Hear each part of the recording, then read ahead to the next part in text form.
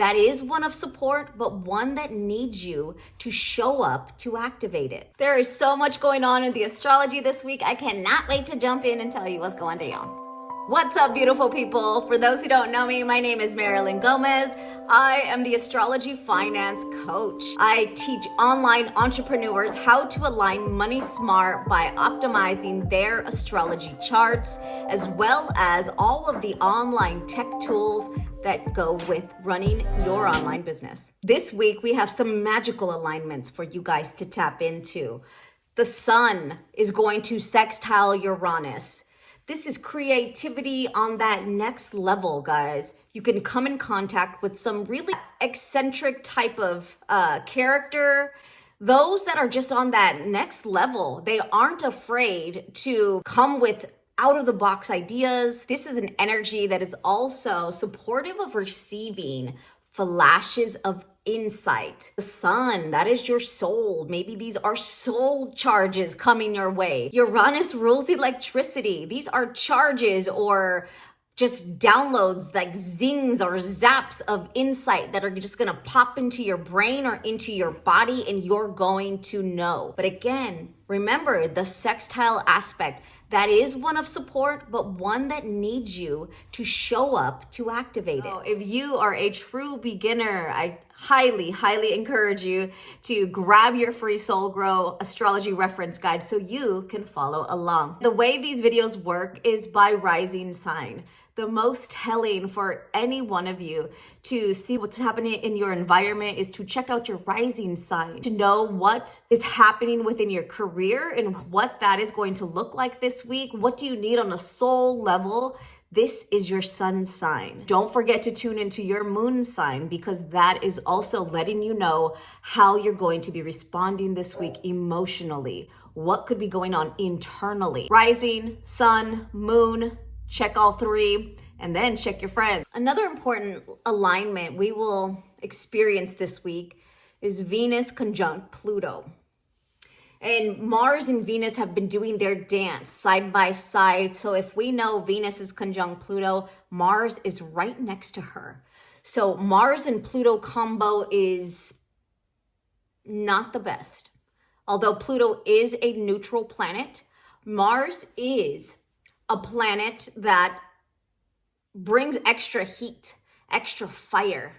So be mindful, because Pluto can be obsessive, can be powerful, and bringing Mars with ambition and drive and motivation can sometimes bump heads and be way too fiery. So this is where that awareness comes in. This is how you truly start to use astrology to be mindful of your approach, how you're showing up, and how you're responding to your business, yourself, your mind, or your surroundings. Venus conjoins Pluto can bring in a deep obsession, jealousy, but also some great intimacy. If you are on the good side of a healthy relationship, this is passion on a deep, intense level. But if you aren't feeling good within your relationships, this can be less than favorable, where manipulation and power plays can rise to the surface. So you get to choose how you're showing up with this energy. Great practice is to ground yourself before you start speaking. Ground even those thought processes. Pluto rules your psychological patterns. You'll want to ground all of that energy to steer clear from power trips, manipulations, or obsessive thoughts. You will feel yourself wrapping things up this week. This is the energy of that lunar cycle. We are at the final end before we make it back to the dark moon, which is the new moon, where the cycle begins again. So this is the time where you can recognize what worked this month and what's coming forward. You also recognize what hasn't worked. Allow yourself to let go of stuff. Cross it off your list if it just did not work for you. Cross it off your list or out of your structure altogether if it's not serving you in a positive way. It's not serving your larger vision or your larger picture. Cross it off. Continue this final release as we make our way back to the new moon, where we start fresh And this new moon is in the sign of Pisces. What a magical new moon at that. So stick around as we get into all 12 signs. If you're really enjoying all of this astrology awesomeness, then definitely check out your rising sign at this video above. Hey, Sagittarius and Sagittarius rising. Your affirmation card for this week is, I know and trust that the universe will only bring me loyal, supporting, and loving relationships. Yes. I know and trust that the universe will only bring me loyal, supporting, and loving relationships. Thank you, universe. Okay, Sagittarius, your brand new beginning is kicking off in your 4th house of home and family. This can be you were spending these last few weeks reworking something that had to do with your inner self-worth, or you were working on something that's actually going to be bringing in more income into your home and family. This can also be a home business.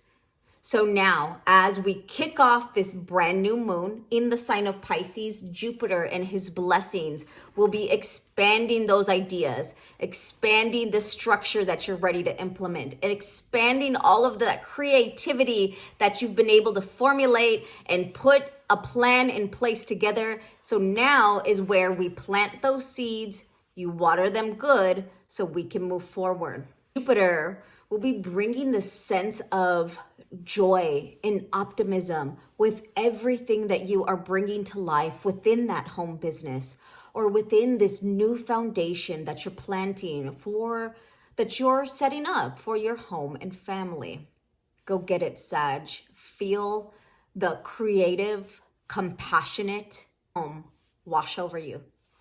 If you have yet to generate your free natal chart, check out this video right here and you'll be able to get your free copy in a matter of minutes. By casting your own natal chart, start to discover and use astrology in practical application in the way that I learned to use it, as well as the ways I teach it. I would love to hear in the comments below, how did this week turn out for you? What are you taking action on, and how can I support heart and healing? I'm Marilyn. Until next time.